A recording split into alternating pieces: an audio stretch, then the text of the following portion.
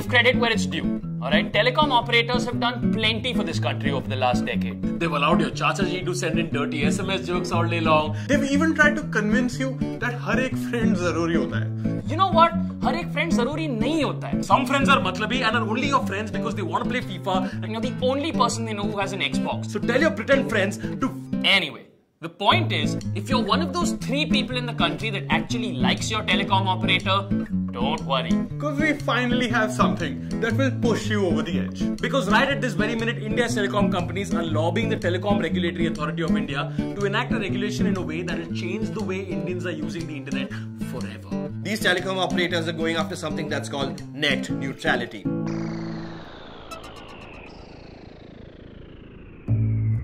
What is net neutrality? And why should I care? Net neutrality means 1. All content is equal and all sites must be equally accessible. Net neutrality means that whether it's a Honey Singh video or a breaking news report about a terrorist attack or a cat gif, all content on the internet is equal and must be equal always. Whatever your choice, neutrality means that once you have an internet plan, you should be allowed to access any website you want without discrimination. 2. Neutrality also means that no matter what telecom operator you're with, you should be able to access all data on the internet at the exact same speed. Simply put, just because your telecom company hypothetically has a deal with, like, say, Flipkart, shouldn't mean that they can make the Amazon website or an independent retailer's website load slower for you. So slow, in fact, that you eventually give up and you're forced to shop at Flipkart because it's the only one that opens fast. Except right now, telecom operators want the option of doing exactly that. Yes. Which sucks. Because let's be honest, the only thing worse than no internet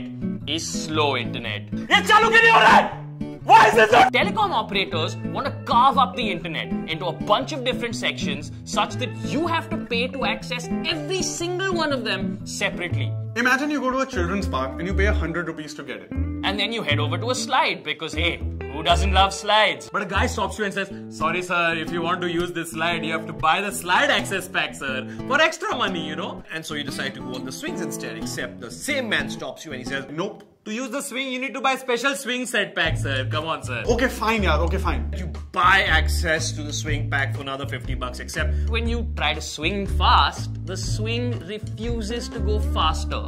Oh, sir. If you want to go fast, you have to pay even more for the high-speed swing pack, sir. Otherwise, sorry, you can't go fast, sir.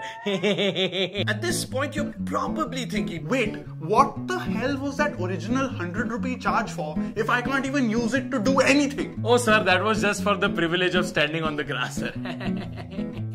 In a nutshell, that's exactly what telecom operators want to do right now. So, want to send a naked picture to strangers on Snapchat? Buy the Snapchat pack. Want to show people a picture of khichdi and hashtag the hell out of it on Instagram? Buy the Instagram pack. Want to use BBM? Buy...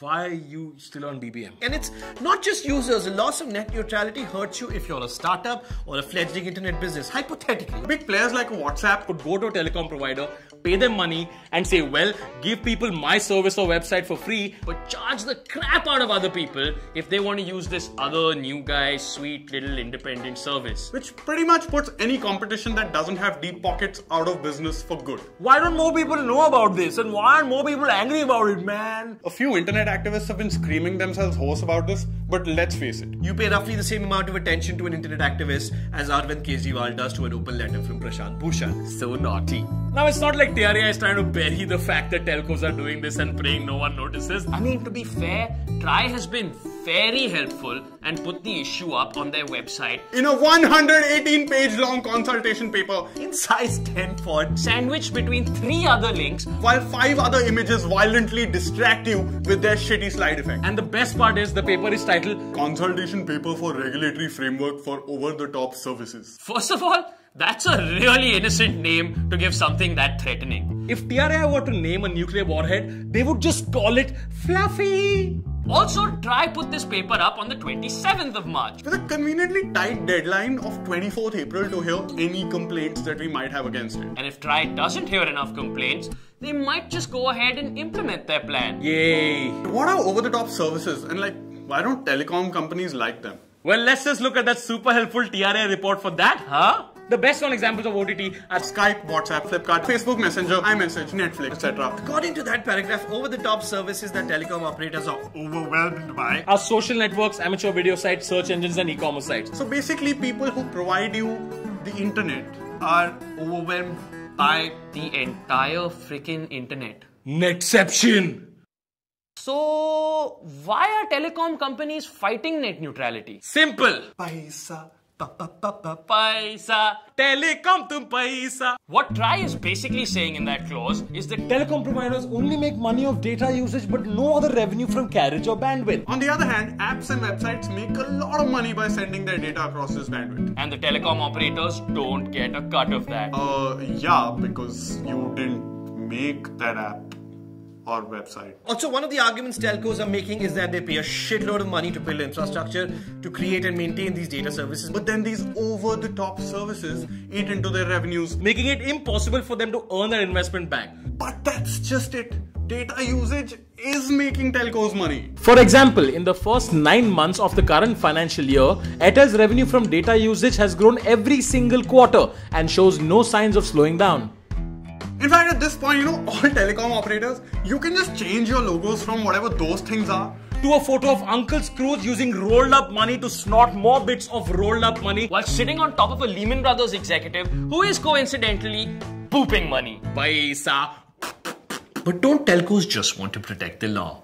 Well, here's that TRAI report again. According to the TRAI report, the Cellular Operators Association of India's argument is that you can only provide internet telephony services, If you have a special license under the Indian Telegraph Act of 1885. which means that anybody else that offers those services, whether it's Skype, Facebook, whoever, is technically breaking the law. First of all, the Cellular Operators Association of India sounds like the sort of place where the day you join, you get a free safari suit and a shiny bald spot. And second of all, if we are being governed by an act that has the date 1885 in the title, Maybe it isn't the OTT services that need to change, but the act itself.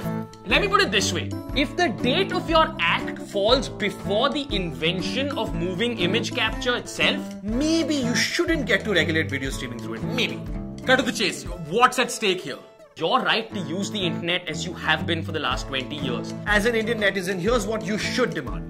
freedom to be able to access information or entertainment on the terms you choose. Not to be pushed into consumer decisions by large telecom companies who have the trustworthiness of Shakti Kapoor in an 80s movie. Equality, because the internet is probably the last frontier where everyone is equal.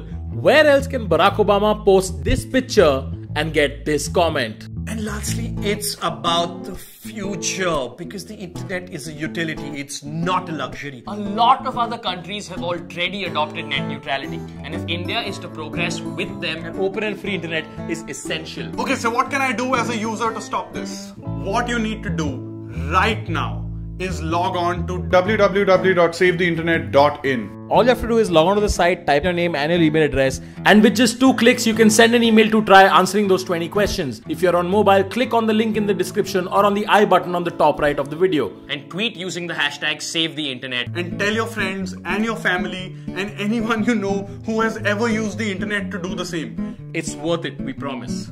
Don't subscribe, don't like, guys, just send the email. Do what we said, if you want to not be ripped off by a telecom company or your ISP, just please go ahead and do this. Just go, you need the internet. If you don't click, this will not happen very often. 24th April, TikTok. Stop waiting, मेरे बाल का हालत देख, like 4 बजे ये shoot हुआ है दिन में. Like seriously, if I can make this video at 4 in the morning sweating, you can log on to the website and send that email to TRAI. I'm just gonna wait here till you click. I got nowhere to be. I'll just wait.